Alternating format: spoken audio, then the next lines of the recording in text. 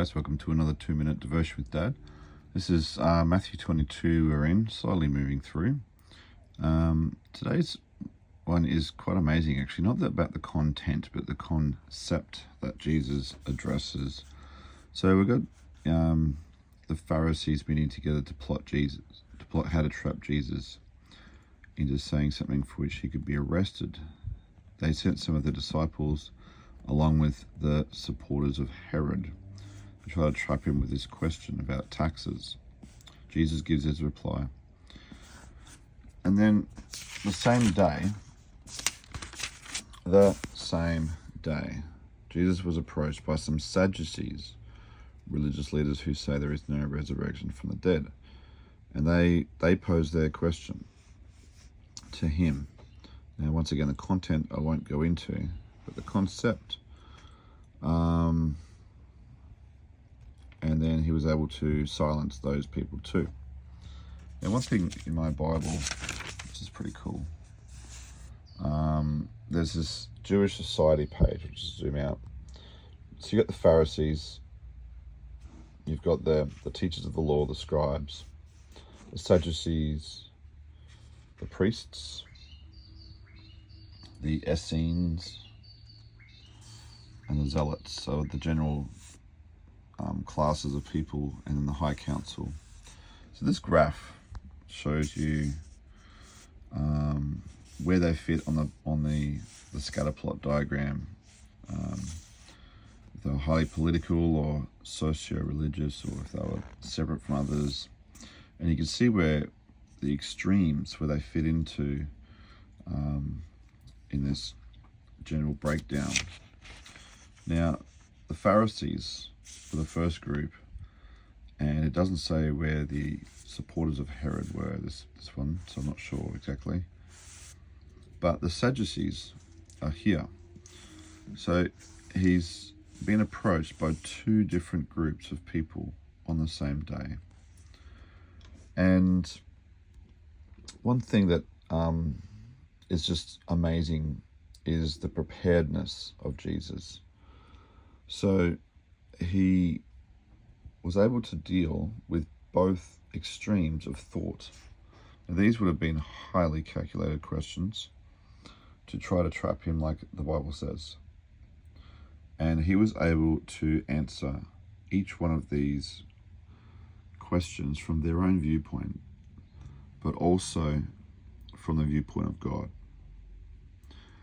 And he was able to just do it all. So how did he do this? He was prepared.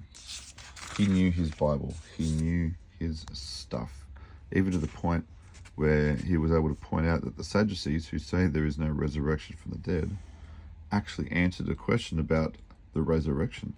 So they're actually asking, they've gone to a new low here. They've actually lowered themselves to asking something that they specifically don't believe in anyway. And Jesus was able to actually shut them up anyway about their concept, because he was talking about the living and the dead rather than just being resurrected. So Jesus covered both classes of people here. And also with the taxes, the Pharisees were asked about tax. So Caesar and Herod, it's just like he's just covered both.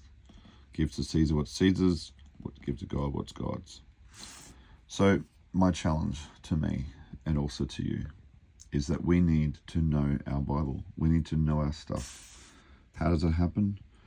Well, Jesus spent 30 years in preparation as a person, a young person, a youth, a young adult outside of ministry. He was prepared. We don't know what he did those times, but the fruit of what he did do is evident.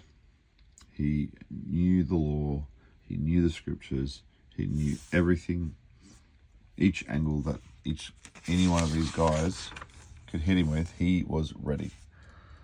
And that's my heart for you guys and for me, that we can know and study this word in the secret place and be ready for when God, or people I should say, come with either questions, and obviously they won't try to trap us necessarily the way they tried to trap Jesus. But there will be questions. There will be things that they want to know. Issues arise. You know, why do bad things happen to good people, and all those classic questions for today.